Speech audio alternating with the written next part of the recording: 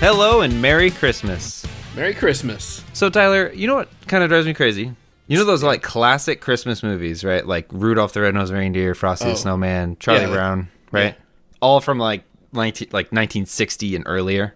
You can't watch them like anywhere. They're not on streaming services. Prime wants you to pay for them. And like the only way to watch them is like freaking Christmas Eve on like, live TV. Live TV. Yeah. And it just kills me. But anyway, that aside, it just kind of really irritated me. What kind of Christmas movies do you like watching? I think like maybe on previous Christmas episodes, I said my favorite movie of all time, Christmas movie, is It's a Wonderful Life, which I think still holds true. But I have like a special place in my heart for Home Alone. And I think part of that is because like my daughter right now, that's all she wants to watch is Home Alone. And like she absolutely loves when the Wet Bandits get absolutely destroyed in the booby traps. Does she like laugh out loud? And oh man, yeah, so much. And so like I think like that's a big piece. But she also like likes the beginning. Now this is crazy, dude. At the very beginning, they were so mean. Yeah, to you Kevin. Little jerk, dude. That's so like catches me off guard every time. Right, starts with a sister. You're what the French call laissez competent, right? Like call him incompetent, right? Yeah. And then his other sister or cousin or whatever says, "You're such a disease." Yeah. And then his uncle, a grown man, dude, it's like, "Look what you did, you little jerk." And my wife and I are like, man, if somebody said that to my kid, right? I'm gonna be like, whoa, chill. Yeah. You know, but you know, outside of that, I don't know. It's such a good and like quotable movie. It's so funny. Man, I love it. Yeah, I wasn't gonna bring it up, but Henry, I watched that with our oldest this year. Oh, and like my wife was kind of on the fence, didn't really want me to let him watch it, and I was like, he'll be fine. I was trying to think, I'm like, it's not that bad, and I totally forgot most of the first 30 minutes of that movie. And like, you know, every time something rude was said, and like Jen would like side eye me, and we'd be like looking at each other, and like, you know, you hear him swear, and like he's like looking at the magazine, he's like, no clothes on anybody, disgusting. Like, I know most of that's over his head, right? But but still, it's like, you know, we don't want our kid to hear something and then say these things. I don't want to hear him call someone else a little jerk. You know, well, he's like, gonna go up to somebody and be like, Buzz's girlfriend. Woof. Yeah, yep. And so I totally forgot about those. And Jen's like, we watched it last year, and I was like, yeah, but it's like it's different when you watch it for yourself, and then like when you have a little mind looking at it. But so I didn't really like that we were watching it, but then once like the Wet Bandits started like, we're gonna break in tonight, you know, and like they start hitting all the booby traps and stuff, and Henry was just laughing out loud so much, and he loves the soundtrack. You know, Somewhere in My Memory. That song, he sings it all the time, and like it came on randomly. 4 Years Strong has a version of it. Oh really? Yeah, so like an easycore version, right? And I like their version, and Henry's just like, Home Alone, let's watch it again. And I'm like, but that's not what I was gonna bring up. Okay, so what's your movie, your go-to? Kind of like you know, it's not like my favorite, but because it's a family favorite, it's become my favorite. But like Elf. Yeah, for sure. We seem to watch it every year, and it's never been a movie where I'm like, we gotta watch Elf before Christmas, you guys. But now I'm like, how many times are we gonna watch it this year? Yeah. Dude, you know what's wild? I remember seeing Elf in theaters. As a pretty much a grown-up, I'm pretty sure, or like a high school kid. Yeah, it was like 2006 or something, right? Probably, so I was a high school kid. But like, to me, like, that's like the last classic Christmas movie that's been made. I'm sure there's been other ones, but like that's one that like everybody watches. I don't know another one after that. Yeah, I feel like they just don't like Christmas movies these days. They're just in it for the quick buck. I felt like Elf, they had a lot of thought and design in trying to make it feel classic, you know, with like the stop motion puppet things that are like, hope you find your dad. Dude, right? That's my favorite quote, dude. Every time it happens and the narwhal comes up, you know, and he's, bye, buddy. Hope you find your dad. I don't know why, but that stuck with me forever, man. Yeah, that's so funny. So, you know, since we're talking about year, This time of year, we like to sit down and talk about our favorite holiday traditions, our favorite Christmas songs. And so this year, instead of doing one episode where we interview a few bands, we've split them out, and this is now the second episode in the series. Yes. So if you haven't heard the first one, go listen to it. Yep. First one, we interviewed two guys from Close Your Eyes. You should check it out, Sonny and Shane. It was awesome. Today, who are we interviewing? We got With Blood Comes Cleansing. So awesome. We interviewed Scott and Jeremy, who are like the oldest members in the band. You know, and it's pretty cool. Like, okay, like wanting, like, okay, so we did Close Your Eyes last week. And we're doing With Blood Comes Cleansing. Like these bands, both of these bands actually were like bands that we rocked 10, 15 years ago in college, however long that was ago, Gary. Like we're talking 2009, 2010. And, it's cool to like now we're interviewing them, and I don't know if we ever like thought in a million years that we'd be interviewing bands that we were listening to during our college days. Yeah, that's wild. You're making me feel old. Thanks. Well, we are, but yeah, I am so excited for our listeners to hear this interview. So with that, let's get a cup of Christmas cheer, roast some chestnuts, and let's listen to this interview. I've never had a chestnut. Me either.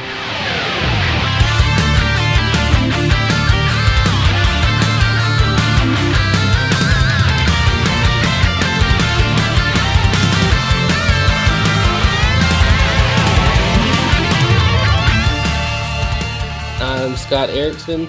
I play guitar and write music for the band. And that's probably about the extent of the roles right now. Back in the day, I booked shows, but we don't quite do that anymore. So Sweet, man. That's cool. My name is Jeremy Sims. I play guitar as well and also write a lot of our music. With Blood Comes Cleansing, I mean, you guys are pretty heavy, right? I mean, come on. Anyone that's listened, like, dude, you guys are brutal and it's awesome. So what got you guys into heavy music? Like, what was your gateway into that? And we'll start with Jeremy. So I was a big, like we used the term nu metal kid back then. So I'm 38 years old, right? So back when I was like in 2000 or so, when I was like 15 in the late 90s, 97 or so, I got into bands like Cradle of Filth, Slipknot back then. And a lot of that kind of music kind of got me started, I guess, into metal or heavier music just in general. And then we had a little Christian bookstore in Auburn, Alabama called Lighthouse Christian Bookstore. And for some reason, this little Christian bookstore, I still know, I wish I knew today, but they would order insane metal CDs. Like, I mean, I heard Mortal Treason, Living Sacrifice, who else? Ludacris back then before Norma Jean and Norma Jean there. Like all of these crazy, like, metal bands. This little Christian bookstore in Auburn, Alabama had them all. So I started there, was probably my first time I got really into this sort of kind of heavy metal, right? Other than like the nu metal scene. Yeah. And then from there, man, I remember trying to search out and find bands. And a lot of it was, you know, at Lighthouse, they would let you actually take the disc in the back room and they had like little Walkmans and you could put it in and listen to it. Yeah. You know, so I'd put it on and listen to it and I would open up the CD booklet and Mortal Treason would thank someone, you know, like all these Face Down bands or all these Solid State bands or something like that. So I'm like, oh, I got to look up all these bands. And then I would go find all those bands, buy their CDs, and then look in their thank yous, and then buy those CDs, you know, and just kind of kept it rolling like that is how I got into like hardcore and metal music in general. That's awesome. I did similar stuff with like, I mean, I'm 34, so I'm just a little bit behind you. But whoa, don't have to rub it in, dude. Come on. You know, MySpace came up a little bit after that, and that's what I would do. I'd see what bands like followed other bands, and I'd be like, "Oh, they must be a good Christian band too." Or top 8, man. Yep. See who goes on tour with who, and you know that kind of stuff. Yeah. So what about you, Scott? What got you into the heavier music? I'm trying to think. Really, I know the first metal band I listened to was Living Sacrifice, and I don't really remember how I ended up in them. Like I was a big fan of most of what I listened to was pop punk and ska when I was in like high school and middle school and stuff like that. And my dad and my brother are both drummers, so we've always been around music. And my dad grew up with Sabbath and all those kind of the old metal. I guess introduced the hard rock stuff. And so I remember listening to Living Sacrifice, Reborn Empowered, like falling in love with that, Hammering Process, that kind of stuff. Oh yeah. And then probably the next thing I found was Meshuggah's Nothing album, and just fell in love. I thought it was the coolest crap I'd ever heard. Yeah. So sweet. And then figure out, they play 8-string guitars. Didn't even know those existed. And so I just kind of fell from there. I honestly missed the whole most of the new metal crowd. I mean, about the only thing I listened to that was like that was Pillar. I did listen to Pillar and their first record. But yeah, I kind of stumbled across that. So I've been listening to metal for 5, 6, 7 years before I started really listening to Slipknot. And some of the bands that most people kind of took the route through that to end up in metal. Right. We always joke that you either get stuck in new metal or you find out there's real metal and you get past it. Yeah, it's a gateway. Yeah, I got a guy that works for me, and he's a big new metal head, and it's brutal having to listen to him take the playlist at the shop. But he's just in the last year started listening to our band and listening to other he ended up finding Peeling Flesh on his own, and I sent him that Stay Gutter song from Filth last week. So, he's listening to just some really wild stuff. I'm like, yes, thank you. So we're talking new metal, you're talking Limp Bizkit's being played and that type Limp of new Bizkit, metal. Seether, Five Finger Death Punch, Disturbed. Oh, dude, that's all the sick, really, man. Really bad stuff. That's great for a day, and then maybe 2 days. But then if it keeps going, though, that's brutal. It's my Jinko pants and yeah, just the absolute teen angst that these 40-year-old men are writing about still in their lives. I'm just yes, I know, Meredith hurt you when you were 15, but you're fine now, man. You're okay. So awesome. what got what was the reason to you're I heard this music and now I want to be in a band called With Blood Comes Cleansing? I joined another band called Betrayed with a Kiss that turned into With Blood Comes Cleansing, and then Scott came in after we had changed our name. Yeah, my brother actually joined and played drums right before you did. Yeah, and he was in the band 3-4 months, and then Josh Pearson, who was playing guitar, left, and I took Josh's place. That was somewhere. We can tell that story if you want to hear it, but hey, yeah, let's tell it. Yeah, so I guess to answer your question though, Norma Jean, Bless the Martyr, Kiss the Child, was probably the moment when I said I want to do that. They were one of the first bands I ever saw. That one of the first concerts, the first concert I ever went to was Norma Jean, Beloved, Stretch Armstrong, and Comeback Kid, I think, in North Carolina. But that was the moment when I was like, I want to do this. I want to do this metal stuff. This is awesome.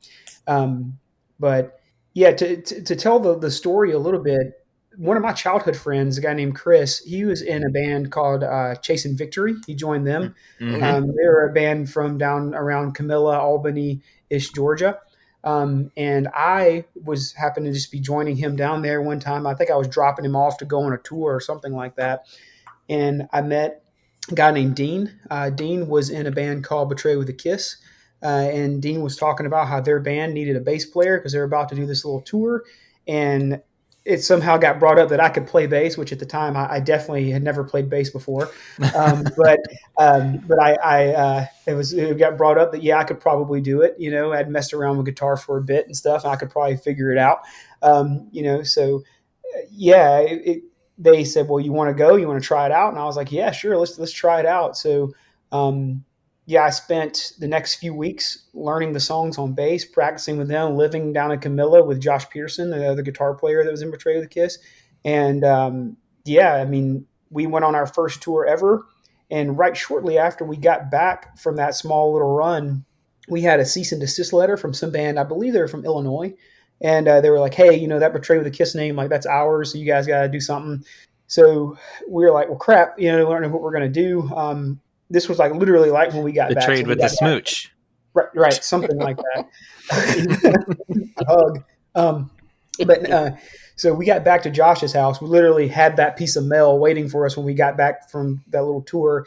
So we found out about that. I went back home and I was sitting in a restaurant called Pita Pit, the Pita Pit in Auburn, Alabama, down there near Toomer's Corner. And I was having lunch with one of my good friends, a guy named Josh. And he was like, I told him the story about how, we got to change our name. It sucks. We really like this name, and everything. And he was like, well, I was going to name a band With Blood Comes Cleansing. And the guy doesn't want to do this band anymore. So you can have that name if you want it. And I was like, dude, that's rad. I like that a lot. Let me ask the guys. And that's how we became With Blood Comes Cleansing. And then shortly after that, our drummer left. And then Scott's little brother came in, Spence. He came in the band. We had, who else left? The bassist left and the other guitarist, Josh, left, probably all within the same 4 months-ish, 3 months-ish.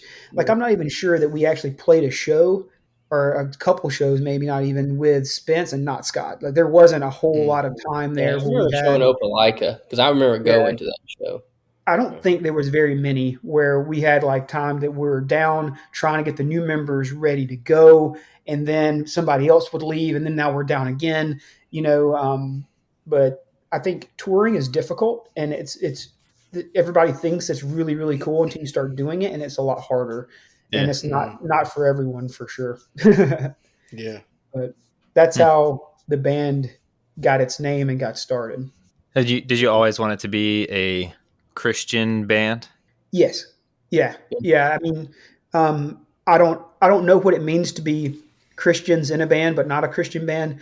You know what I mean? For me personally, everything I do is centered around that part of my life. Right. Yeah. So, so for me, I mean, if I'm going to do a band, it's going to be a Christian band. I mean, I don't, like I said, I don't know what it means to be Christians in a band and not a Christian band. So yeah, awesome. I get that. I think it's awesome that you guys are in quotes, I say quotes Christian because I mean like the lyrics and stuff they are Christian, they're basically worship songs or at least, Bible references and stuff. And yeah, I really love that about your guys' band. And I saw you guys at Furnace Fest this year.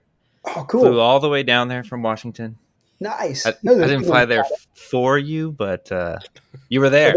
There's a lot of bands there, so.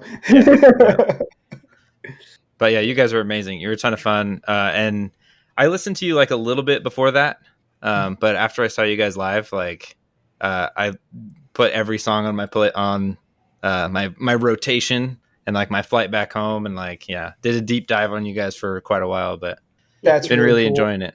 Yeah. It was one of those things too, like in college when we like discover With Blood Comes Cleansing, and we're like listening and jamming and we're like, dude, they're not a band anymore. We came in too late. We'll never, ever see them.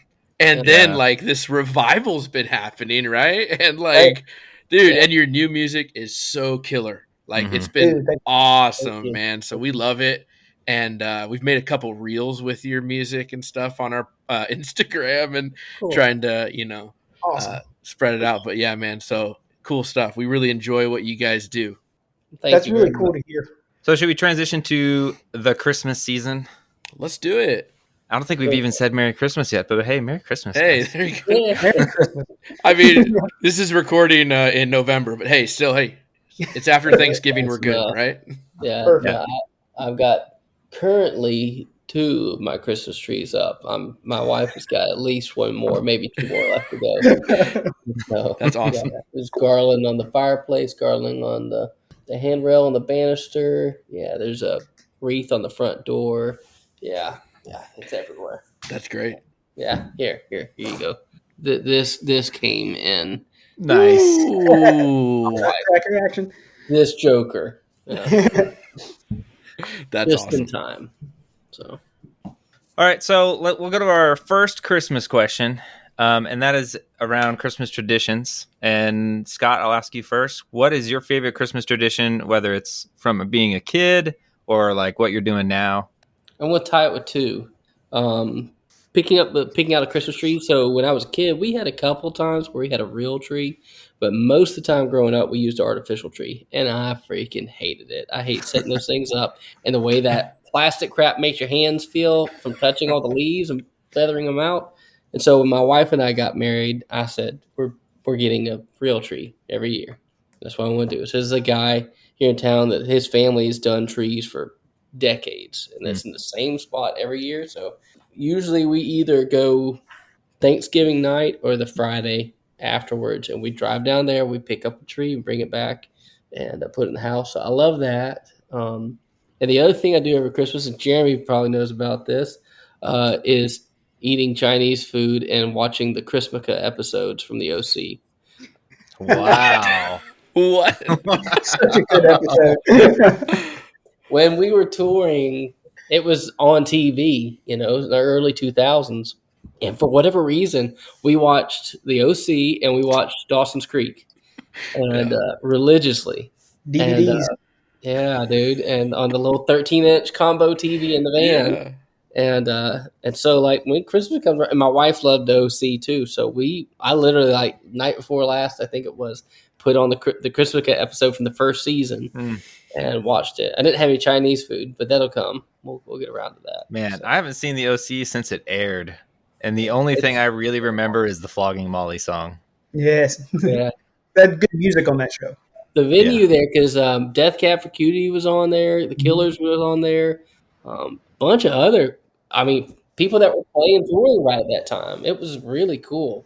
So that was fun to watch a show and like have our, people that were our peers, I guess you could say. Yeah. Because all that alternative music and underground music was still kind of, we felt together. Yeah. So is the Chinese food on Christmas Day? No, it's just part like on the episode they eat Chinese food when they're it's just like their thing. They're mixing all these different religious holidays together. So yeah, so it's just you have to watch it, but you have to eat Chinese when you do it. That is probably the most unique tradition, and it's awesome. That's so cool. Yeah, so cool, man. Well, Jeremy, how about your Christmas tradition? Yeah, I don't have like a really good one, but my wife and I always try to watch, if not almost all of the Harry Potter movies around this time of year. They're usually rerunning on some sort of cable, show or something like that. And it was always on, we've been married now for about 10 years and it would always come on or whatever. And finally now we started to like seek it out, so we set up the tree with Harry Potter going, making Christmas Day. When we're cooking and stuff like that, because my wife is French. So her family's in France. So she doesn't have any family here. And I have a very small family. So most of our holidays are just her and me. Right. So usually it's like we're cooking and stuff like that and watching Harry Potter and just have a huge Harry Potter movie marathon around Christmas. Do you have to watch them in order, or are you just like, it's on that we have to watch it? It's on and it's good. Like it's probably my favorite series of movies ever. Like I just, there's lots of things that I may like better than that, one off here and there, but as a total, like I just love it. I kind of grew up with it as I was like probably like 16 when the first one came out, or 17, something like that. Saw it in theaters and just was hooked. So nice. I love fantasy stuff like that though. So that's I don't think we've heard something like that either, have we? No, man. Like, we've done this for a few years now, and these are two movie and show-based traditions, which is awesome. I think everybody, maybe not the OC and Harry Potter, but those are great. But everybody has some tradition with watching some shows or or movies, right? Like Christmas Carol is a big go-to for sure for my whole Die family, Hard. big Muppet family. Yeah, Yes. That's awesome. I will say, going back to the Christmas tree, in my entire life, I'm 34, I've never had a real Christmas tree. Really? I've only had fake ones, and maybe I'm missing out. I drive by a little tree farm thing every time I go to work, and now I'm gonna think about it. Maybe I'm missing out. Man, it's like you get to take care of this little thing that hopefully isn't dead when you bring it home. Because I bought this one's dead. Actually, I got it home, and the next day after I poured water in it, hadn't soaked up any of it, and I was like, oh well, that sucks. But the smell of it is nice, and then setting it on fire after Christmas. Because those jokers freaking burn. Yeah, they're wild when you set them on fire. Is that what you do? You just burn? You're supposed to burn them when you're done? Like we do a big bonfire. Like at a buddy of mine's house, we do fireworks for New Year's, and we'll set a fire out there. But it's like whoever had a real tree, bring it over, and we set the things on fire. That's awesome. It's almost like you know how like wrapping paper and stuff like that's just real crazy when you set it off. It's kind of like that, but it burns fast and hot. So that yeah, dude. Yeah. Bonus tradition. We just got a bonus tradition. That's awesome. Yeah. Thanks, dude. Right there at the end. Yeah, I've had real Christmas trees growing up, and then as we got older, everyone was like, "I don't want to decorate the tree. I don't want to. It's such a pain." So we got a fake tree that's already got lit, you know. But being in my family now, we've only had a real tree maybe twice, but we're in city limits. We're not allowed to burn them. But the Boy Scouts will drive by, and if it's sitting on the end of your property, they'll just toss them in a truck and take them for you. Oh, But it is a pain because when you're done, you know, you like take all the ornaments off, needles are falling off everywhere, and then you got to get it through your door. Yeah. And it just shaves How like big's your all tree, the dude? needles off. Well, so ours goes in our front room, which has like super tall ceiling, and so we got like 8-foot tree one year. Oh, yeah, that's a big boy. That's a big Yeah. boy. And so the bottom branches are just like stupid wide, you know. And so Christmas when you pull vacation. that through your door, it's not that big, but yeah. Then you got to it vacuum makes a a ton of mess, needles. especially by the time they're like they've been there for a month and everything's drying and yeah. Yeah, it's kind of tricky because you want to get it early enough to where they're not super expensive and you have like options. But if you get it too early, it's super dead on Christmas Day, and you're like, "Do we turn on the lights? Like, are we gonna burn our house down if some hot bulbs?" Like, so you got to pick the right time to do it. Cool, man. That's awesome. So next question we got for you guys is, what song did you pick that you absolutely love to listen to during the Christmas season? And we'll start with Scott. So I really don't like much Christmas music at all, but I absolutely love Judy Garland singing "Have Yourself a Merry Little Christmas." I grew up on old movies, and it's an awfully sad song Yeah. where it's used in the film, but it's a wonderful song. So I really like that one a lot. But I'd have to say it's probably my favorite Christmas song. Her singing it, Yeah. not anybody else. No, if someone else sings it, it's not the same. Throw this trash out. She did this like 90 years ago, and it's fine. Leave it alone. Oh, okay, that's a good one. We've never had that one on here either, so that's awesome. Jeremy, what do you got? So I'm not huge in the Christmas music either, but I do love Trans-Siberian Orchestra. And they have, I think it came out in like the 90s or something, but a record called I think it's Christmas Eve and Stories or something like that, Christmas Eve and Other Stories or something. And there's a song on there called, I think it's Christmas Eve Sarajevo or something like that. And it's an awesome like classical metal song. It's super epic. I've seen them live now a few times, and it is so much fun. So that is something that the wife and I do kind of put on sometimes around the holiday season for sure. The Trans-Siberian Orchestra doing Carol of Bells or whatever got huge, right? That was like the metal Christmas, and it's like it'll never get heavier for Christmas music than this. You know, like I remember in high school, and now I guess like August Burns Red for us has been like our staple. You know, everything they put out, but like, dude, so good, man. Trans-Siberian Orchestra is awesome. Yeah. Yeah, I love classical like music in general, and dude, like I love their renditions of Christmas songs. They're so good, so good. And if you have a chance to go see them live, I don't know if you've ever seen them live, but it is a production, man. I'm talking fire, people coming from the ceiling playing violins, like it is insane. Like it is an absolute awesome show, like huge, like a whole like front of a house setup and people playing instruments and windows, and like it is awesome. It's super awesome. So I know Trans-Siberian Orchestra is going to be here in Spokane in December 10th. 100% worth seeing it. Yeah. Just got to figure out who's going to watch my kids. Because it's like at 8 p.m., you know? It's like kids are in bed. I can't take them. Just go solo, dude. Right? No, Jen would want to see them too. Yeah, we have a few of their songs that, like, I have like a Christmas playlist. It's like, it's mostly metal covers of Christmas songs. It's also got like a lot of Burl Ives and like classic 50s and 60s kind of Christmas music from when I was a kid, like what my parents listened to. But like Wizards in Winter is one of my favorite Trans-Siberian Orchestra songs, just because it's like, it's kind of in your face. It's got like the dun dun dun dun dun dun dun dun. Yeah. Just super loud. Yeah, dude. Yeah. So good. Good times. So in closing, what is the band up to in the next year? What is the best way our listeners can support you? Whether it's like merch, play it on Spotify, go to shows, follow you on Instagram, all those kinds of things. All that, yeah. Buy merch, Spotify, all that stuff. Come to some shows. Buy merch, follow on social media. So we're figuring things out. I mean, we wrote those 2 songs this year and had a really good time doing that. I think we still got more in the tank, and so we'd really like to try and write some more stuff next year. And if we pull that together into a full length, that'd be really cool. I mean, it's a whole nother world than what it was 15 years ago when we did our last record. It's way easier. It's way faster, way cheaper. It sounds way better. Mm-hmm. And so we definitely want to do that. We've got a couple shows coming up. One here in December in Chattanooga. We're playing Aurafest in Savannah in March. I think we're trying to put together something in Jacksonville for February.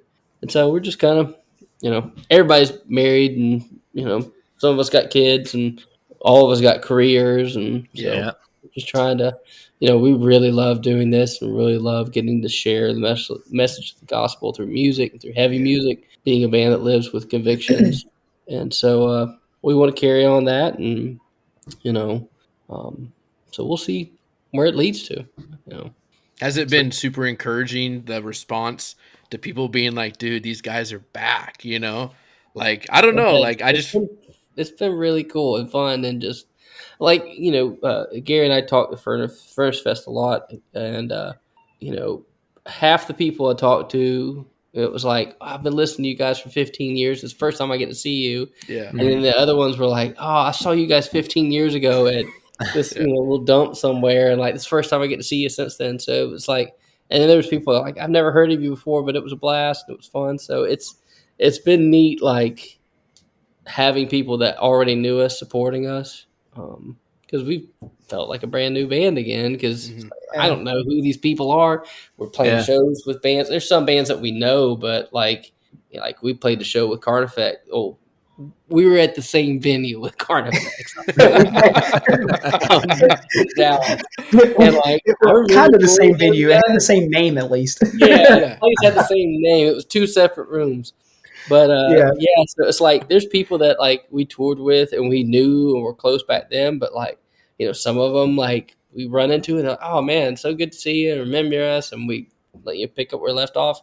And others it's like, okay, yeah, we've been at this for years and this is what we do now, and you're just another band out here. So some, it's been a little weird with some people, but for the most part, it's really just been really encouraging, really exciting, and just neat to talk to people.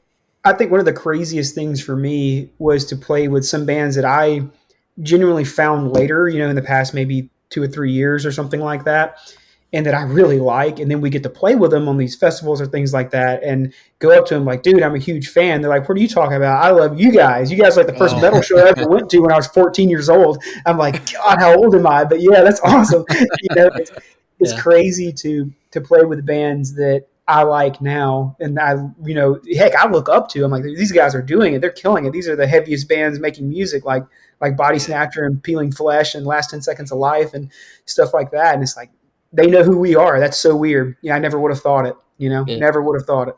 It's crazy. Yeah, that's awesome. I was really relieved when you guys dropped a new song, and I was like, oh boy, here's another Christian band getting back together. And they're going to drop a new song 15 years later. What's it going to be like? I remember someone was asking questions and someone posted all the lyrics somewhere on our Discord, I think, and reading the lyrics. And I was like, yes, they're still Christian. Like, so many bands these days have just been like, we're back.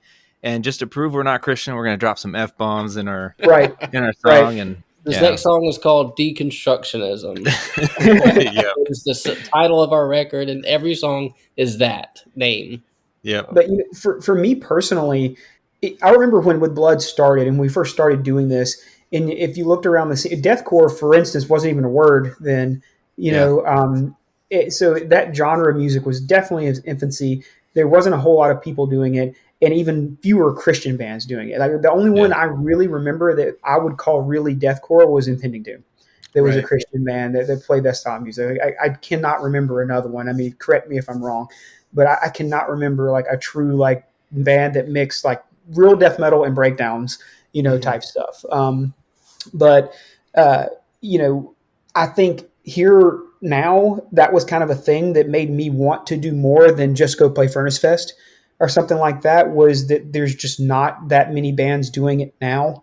I think there are a few, I don't know a lot. I think I've heard of like Diamonds and Dust, Cleansing Temples. There's a few bands out there I've heard of that are doing it, but not a lot, so that was kind of some motivation for me personally to want to write new music, to want to put some more stuff out there, because I believe that With Blood filled a spot back then, for folks like us, who want to have something heavy, but also maybe something that aligns with what we believe. I personally wanted to do that again, for people and bring that message back again, so that was super motivating for me. Just the state of, like you said, like the band's coming back and like, we're going to prove to you you're not Christian by dropping, 37 F-bombs in this song, like to me, like, I mean, that's okay. That's what they want to do. And that's fine.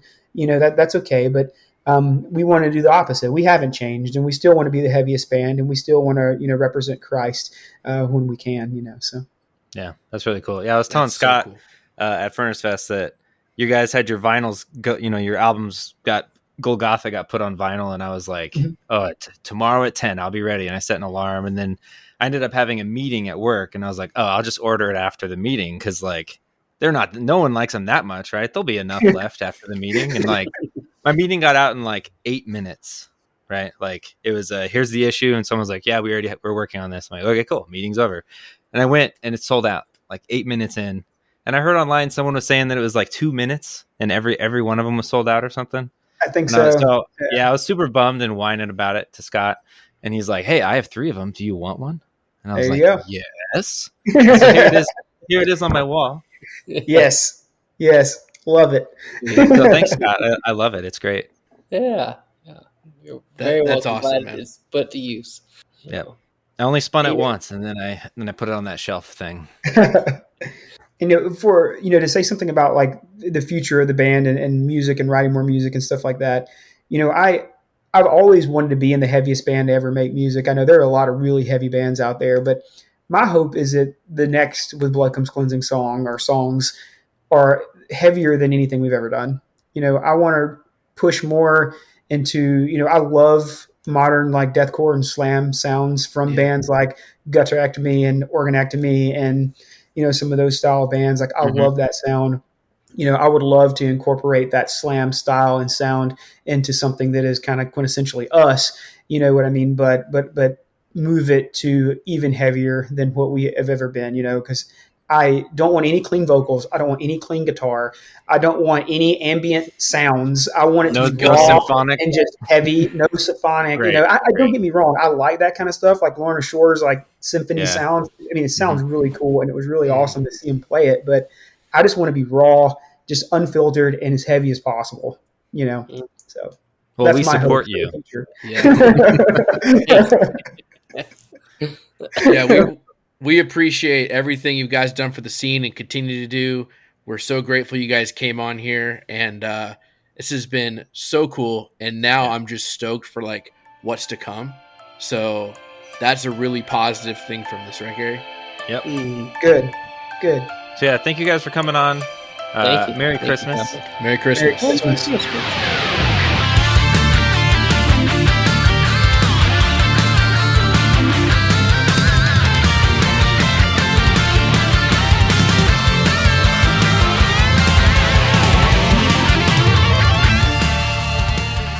I don't know about you, but hearing Jeremy talk about potential new With Blood Comes Cleansing like gets me so hyped. Yeah, and his description was very appealing. Just like it's going to be the most brutal thing in the entire world, the heaviest thing they've ever written, and I feel like bands, as they get older, a lot of bands kind of go the other way or whatever, maybe they kind of try different avenues, but it's like these dudes want to just keep being the heaviest thing out there. I think we say this quite a bit, but like the best thing about doing this is hearing people's traditions. I think like the songs are cool. You know, we ask them what their favorite song is, and it's cool. But like the traditions are absolutely awesome. Like Scott saying he watches the OC and eats Chinese food. I mean, awesome tradition, but like how unique is that? You know, and it makes me truthfully kind of want to watch the OC. I kind of want to watch that episode because I want to know what it feels like. Have you seen the OC? Dude, I kind of. So no. Back in the day. I mean, I saw parts of it. Yeah. I kept thinking he was, at first in my mind, all I could think of was Laguna Beach, that reality MTV show. No. And I was like, he watches reruns of a reality TV show, but then I was like, oh, it's the OC, duh. Yeah. So I kind of want to watch that episode now and eat Chinese food because it sounds like an awesome time. Yeah, the OC part really threw me off. I did like that he goes out and gets real trees. I mean, it's kind of cheating that it's like your neighbor, you know, like down the road. You don't have to like go out and find a tree. You want him to Clark Griswold it and have his daughter's eyelids tons of people freeze? How about Harry Potter, though? That's interesting, too, yeah. I do think the orchestra in it has like parts of it that are kind of Christmassy, especially the first movie. Yeah, well, and I think the Christmas scenes in those movies are pretty actually memorable. You know, but it's so interesting that like we have two unique traditions, you know. I think maybe that's like the best traditions though, the ones that not everybody does. It was so great for Scott and Jeremy to come on the show. Excited for what With Blood Comes Cleansing has next. Yep. And I can't wait maybe to be able to talk about an EP or LP, whatever they put out in the future. Super awesome. With that, we'll see you guys next week with another band that I won't say yet. So thanks for listening. Follow our social medias, Instagram, Facebook, our Discord. Become a patron if you like what we're doing. Buy us a cup of coffee. Merry Christmas. And Merry Christmas. See you guys.